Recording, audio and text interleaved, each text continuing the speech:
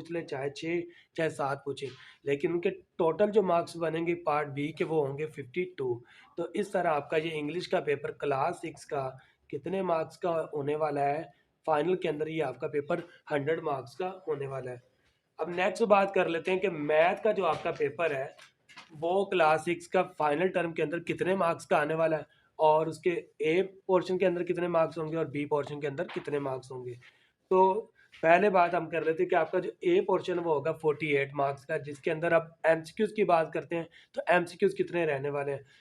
तो ए पार्ट के अंदर जो आपके 48 का मार्क्स का है उसके एमसीक्यूज भी आपके 32 ही इसके भी रहेंगे। यहाँ पर देखें आपके टोटल एमसीक्यूज होंगे 32, और हर एमसीक्यूज का कितना मार्क्स होंगे, हर एमसीक्यूज के मार्क्स होंगे जी 1.5, और उनको मल्टीप्लाई कर दिया जाएगा 32 से, तो जवाब आएगा आपका 48। अगर आपके 32 के 32 एमसीक्यूज सही होते हैं तो आपके जवाब आपको जो नंबर मिलेंगे वो मिलेंगे 48, और अगर आपके 32 के 32 एमसीक्यूज गलत हो गए तो आपके अम्मी अबू आपके 32 के 32 दांत भी तोड़ सकते हैं। तो लिहाजा अच्छी तरीके से तैयारी कीजिए ताकि आप लोगों के फेल होने के चांसेस खत्म हो जाए। तो नेक्स्ट जो मैथ के अंदर आपका पोर्शन बी है वो रहने वाला है 52 मार्क्स का।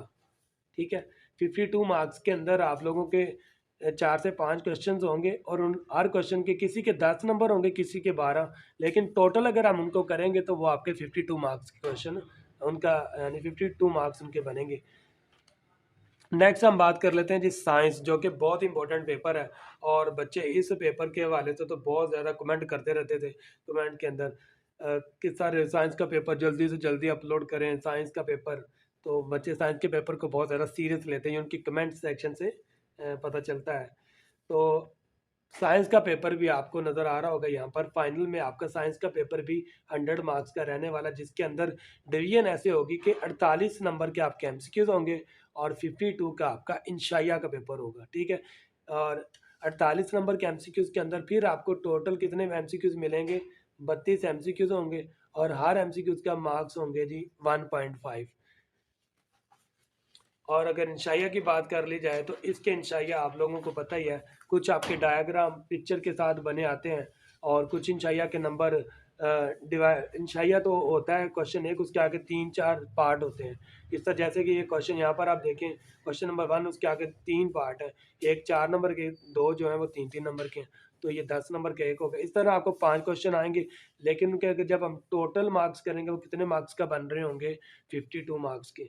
तो साइंस का पेपर भी आपका 100 मार्क्स का रहने वाला है, इसलिए आप लोगों ने अच्छे तरीके से इसकी तैयारी भी करनी है। नेक्स्ट आप लोगों का जी उर्दू का। अभी यहाँ से आप ये अंदाज़ा ना लगाएं कि सारे आपके 100 मार्क्स वाले, कुछ पेपर आपके ऐसे हैं जो अभी भी आपके 50 मार्क्स के रहने वाले हैं, इसलिए वीडियो को पूरा देखें, वीडियो के यहाँ से स्किप मत करना, वरना आपको लोगों को नहीं पता चलेगा कि आपका कौन सा पेपर जो कि वो 50 मार्क्स का ही होने वाला है। तो उर्दू का आपका 100 मार्क्स का पेपर होगा, और उसके अंदर आपके 32 एमसीक्यूज होंगे। ठीक है, और उनके टोटल मार्क्स होंगे 48। ठीक है, नेक्स्ट आप देखें जो आपका इंशाइया तर्ज का जो उर्दू का पेपर रहेगा वो आपका रहेगा जी 52 मार्क्स का। यहाँ पर देख सकते हैं आप लोग कि जो आपका इंशाइया हिस्सा है, CRQs क्वेश्चन जो होते हैं, होता तो बहुत आसान है। इंशाल्लाह मैं अपने इस चैनल के ऊपर आपके जब उर्दू के पेपर आएगा उससे 2-3 दिन पहले आपका पूरा पूरा गैस 100% जिसमें से इंशाल्लाह पेपर भी आएगा वो भी अपलोड करूँगा। तो नेक्स्ट हम देखते हैं, हमारे पास है जी कंप्यूटर साइंस। ठीक है, क्या पेपर है हमारे पास, कंप्यूटर साइंस के लिए मैंने बस यही लिख दिया, क्लास 6 का कंप्यूटर साइंस का पेपर है, और ये पेपर भी आप लोगों का 100 मार्क्स का ही रहने वाला है। इसके अंदर भी 48 नंबर के एमसीक्यूज होंगे, यानी 32 आपके एमसीक्यूज, और उनके मार्क्स होंगे 48, और इंशाइया जो पार्ट है वो आपका 52 का रहने वाला है। और इंशाइया के अंदर आप लोगों को पता है किस तरह के क्वेश्चन आते हैं, जो बच्चे उर्दू मीडियम वाले हैं या इंग्लिश मीडियम वाले, दोनों का पेपर 100 मार्क्स का ही होने वाला है। और इंशाइया आपका, एक मिनट, इंशाइया आपका यहाँ पर जो मैंने वो ना कंप्यूटर साइंस का पेपर इंशाइया वहाँ नहीं लग सका इसके साथ, ये लगा हुआ है लेकिन यहाँ पर तो उन्होंने लिख दिया जी शहरियत। यहाँ पर गलत लिखा गया, यहाँ पर 52 ही मार्क्स होने चाहिए। तो 52 मार्क्स का ही आपका जो है ना वो इंशाल्लाह हिस्सा रहेगा। इंशाल्लाह आपका 100 मार्क्स का ही ये पेपर होना है। लास्ट ईयर भी पेपर 100 मार्क्स का ही कंप्यूटर का रहा था, और अब भी अगर कोई चेंजिंग होनी हुई सॉरी, अगर किसी किस्म की भी चेंजिंग होगी ना, तो वो मैं आपको फ़ौरन अपने चैनल के ऊपर अपनी कम्युनिटी टैब में भी आप लोगों को बता दूंगा, और वीडियो भी लेकर आ जाऊंगा, उसी वक्त आपको बता दूंगा। तो इस वाले से आपने टेंशन नहीं लेनी। लेकिन अभी तक 100% यही है कि आपके जो अभी तक मैंने पेपर बताए वो 100 मार्क्स के ही होने वाले। नेक्स्ट आप लोगों का पेपर है जी जियोग्राफी एंड हिस्ट्री का। तो जियोग्राफी और हिस्ट्री का पेपर भी आपका 100 मार्क्स तो होने वाला है। 48 के आपको MCQs आएंगे, और इंशाल्लाह आपका 52 मार्क्स का रहेगा। नेक्स्ट बात कर लेते हैं। नेक्स्ट आपका है तर्जुमातुल कुरान। तो तर्जुमातुल कुरान आपका वो पेपर है जो इस दफ़ा भी आपका 50 मार्क्स का ही रहेगा, जिसके अंदर आपके 15 नंबर के MCQs होंगे, और वो MCQs टोटल होंगे 10 MCQs होंगे, ठीक है। ऐसे आपका पेपर आएगा, 10 नंबर के आपके MCQs होंगे, और 30 35 नंबर का यानी 35 नंबर का आपका जो इंशाइया है वो रहेगा। तो टोटल इन दोनों को मिलाकर आपका पेपर बनेगा 50 मार्क्स का। तो तर्जमातुल कुरान आप लोगों का 50 मार्क्स का ही एनुअल के अंदर 2025 में रहेगा। नेक्स्ट बात कर लेते हैं जी इस्लामियात के बारे में। तो इस्लामियात का पेपर आपका 100 मार्क्स का ही रहने वाला है। इसके अंदर आपको 32 MCQs होंगे 48 नंबर के, और इंशाइया पार्ट जो होगा वो आपका 52 मार्क्स का रहने वाला है। तो अब इससे इम्पोर्टेंट बात कर लेते हैं कि आप लोगों का जो हमने पासिंग मार्क्स का कहा था कि कितने नंबर वाला बच्चा एनुअल के अंदर हर पेपर में से पास करार दिया जाएगा। तो देखें कि अभी तक गवर्नमेंट आप लोगों को 33 नंबर पर ही पास का नोटिफिकेशन जारी करती है। स्कूल्स को ये डायरेक्शन दी जाती है कि 33 नंबर वाले में को बच्चों को पास कर दिया जाए, ठीक है।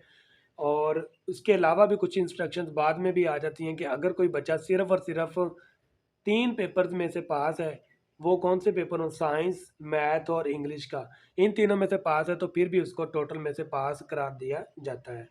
तो ये अभी नोटिफिकेशन हर साल इशू होता है। इस साल भी अगर होगा तो फिर आप लोगों को 3 अगर ये पास हो गए तब भी आप लोग छठी से लेकर 8वीं तक के पास करार दिए जाएंगे। नेक्स्ट जो इम्पोर्टेंट चीज़ है, सबसे इम्पोर्टेंट चीज़ हमारी है वो है सिलेबस, कि आप लोगों का फाइनल टर्म के लिए सिलेबस क्या रहने वाला है सारे सब्जेक्ट्स का।